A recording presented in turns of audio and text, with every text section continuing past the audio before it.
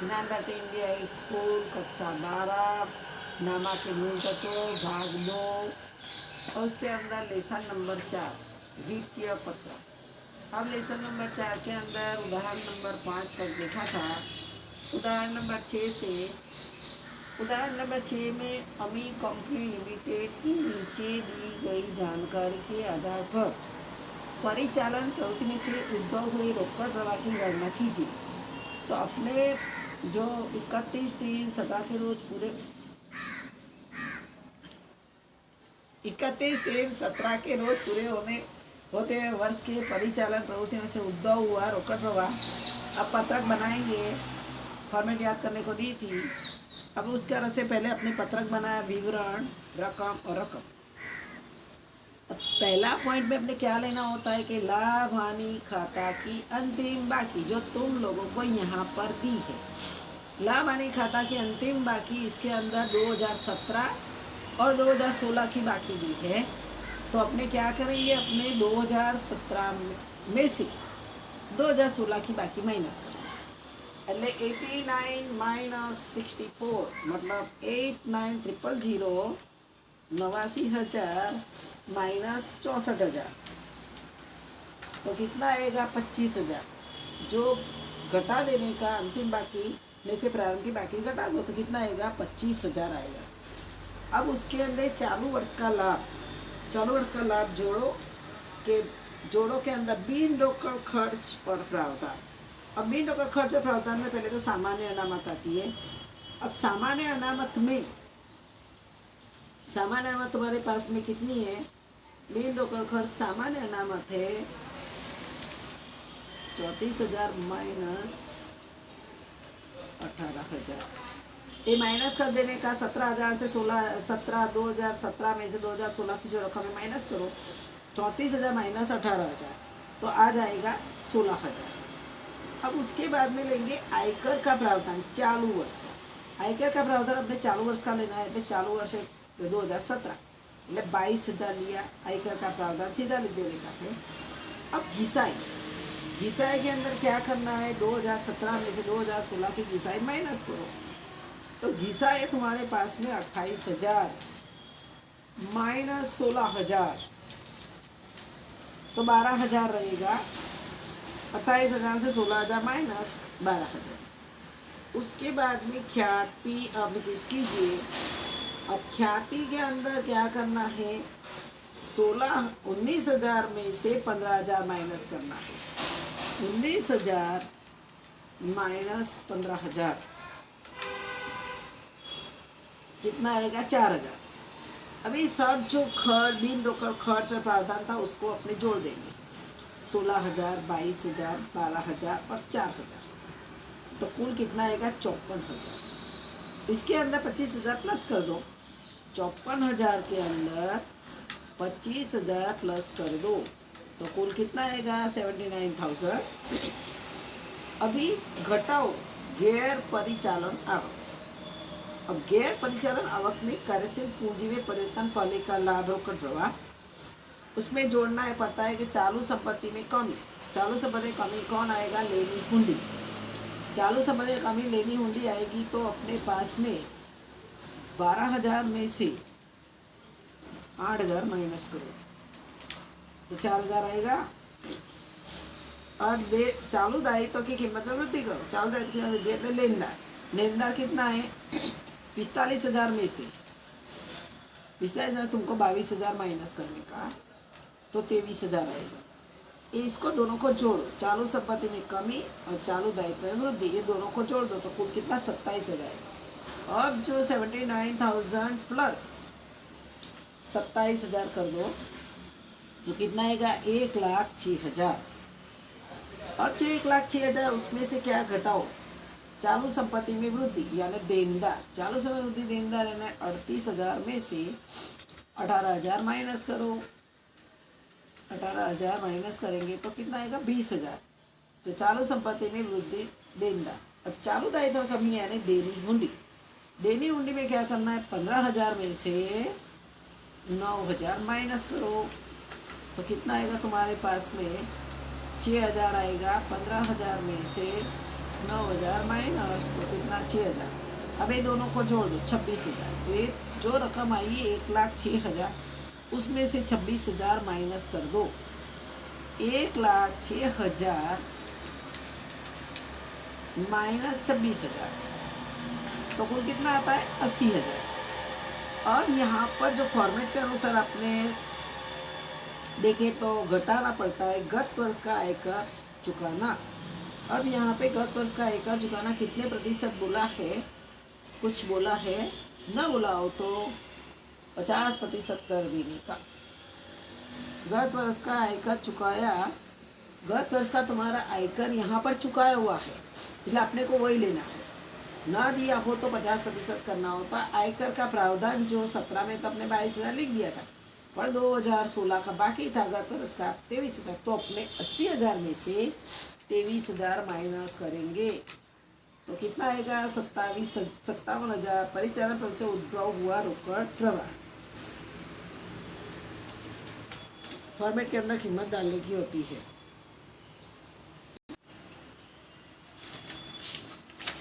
अब देखो तुम्हारे पास में उदाहरण नंबर 7। उदाहरण नंबर 7 के अंदर नीरव कंपनी लिमिटेड की नीचे दी गई जानकारी के आधार पर तथा 2 वर्ष की दी पक्की तलपट के आधार पर से परिचालन में से उद्भव हुए रोकड़ प्रवाह की गणना कीजिए।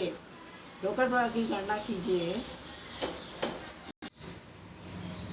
अब उदाहरण नंबर 7 के अंदर नीरव कंपनी लिमिटेड नीचे दी गई जानकारी के आधार पर तथा 2 वर्ष की दी गई पक्की तलपट के आधार पर से परिचालन में से उद्भव हुए रोकड़ प्रवाह की गणना करने के लिए अपने यहाँ पे 31/3/16 और 31/3/17 के रोज की पक्की तलपट दी है।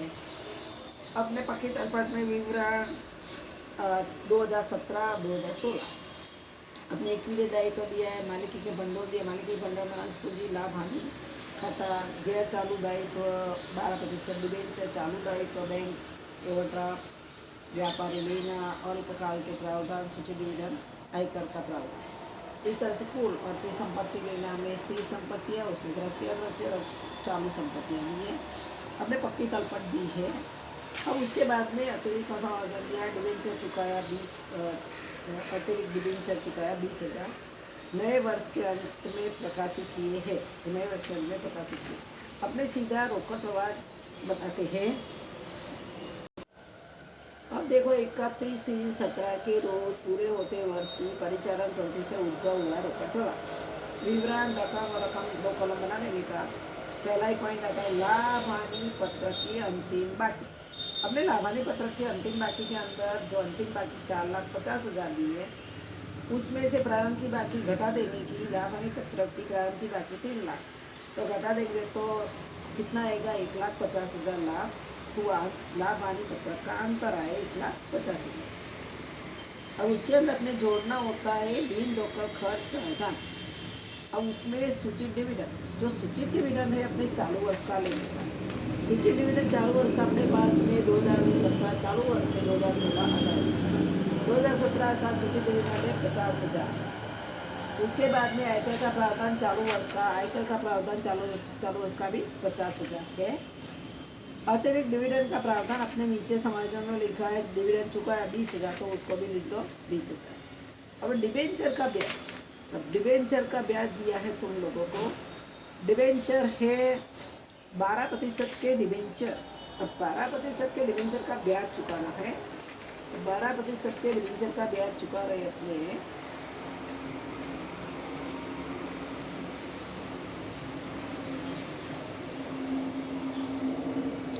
3 लाख में से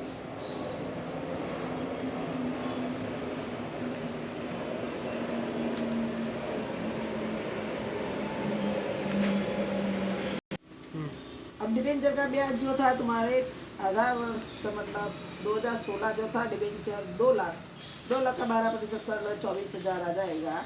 डिबेंचर का ब्याज 24,000।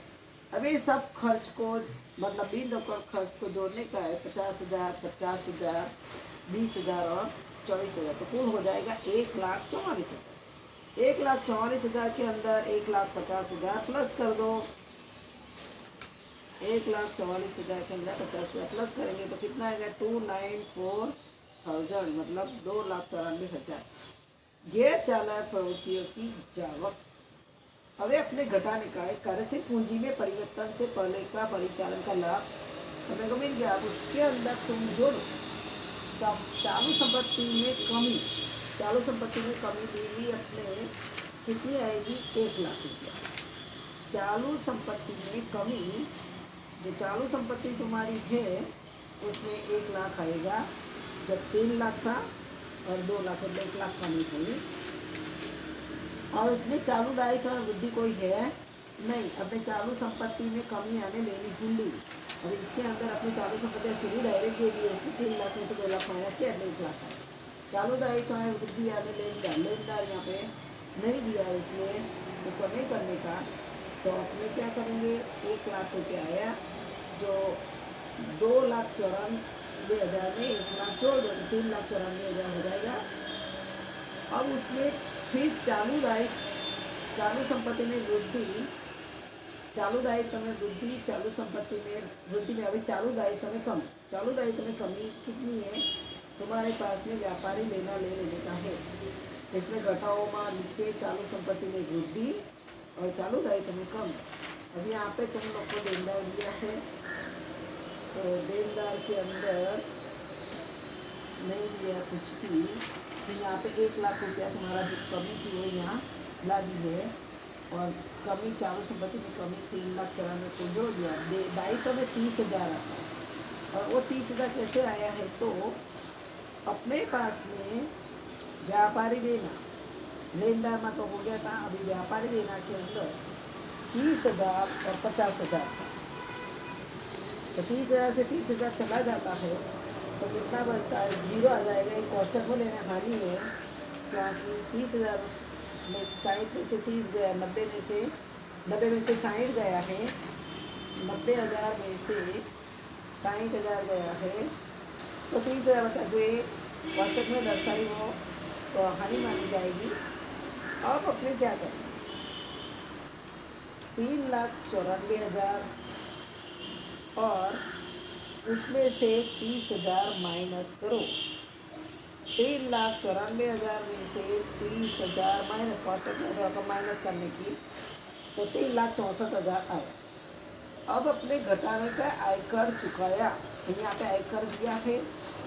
हाँ आयकर तुम लोग को आयकर दिया हुआ है 50 और 40। तो अपने क्या करने का 2016 का ही देने का तो 40,000 आयकर आएगा। तो उसमें से आयकर घटा दो। 3,64,000 में से 40,000 घटा दोगे तो 3,40,000 आएगा। यहाँ पे सिर्फ फॉर्मेट याद करो और चारों आधा वर्ष की जोड़ घटाव करो तो तुरंत ही आंसर आ जाएगा। अब उदाहरण नंबर 8 में चीरा कंपनी लिमिटेड की नीचे दी जानकारी के आधार पर परिचालन प्रवृत्ति से उद्भव हुए रोकड़ प्रवाह की गणना की। अभी यहाँ पे तुम लोग को सब बाकी दिए, चालू वर्ष दिया, आयकर का प्रावधान दिया, सूचित डिविडेंड, ख्याति, जीसाई, संपत्ति विक्रय हानि, प्राप्त भाड़ा, डिविडेंड मिला, चालू संपत्ति में वृद्धि और चालू संपत्ति कमी दे दिया। अब में सिर्फ परिचालन प्रवृत्ति से उद्भव हुआ रोकड़ प्रवाह ज्ञात करना है। तो पहले परिचालन प्रवृत्ति से उद्भव हुआ रोकड़ प्रवाह लिखो, फिर विवरण, रकम और रकम।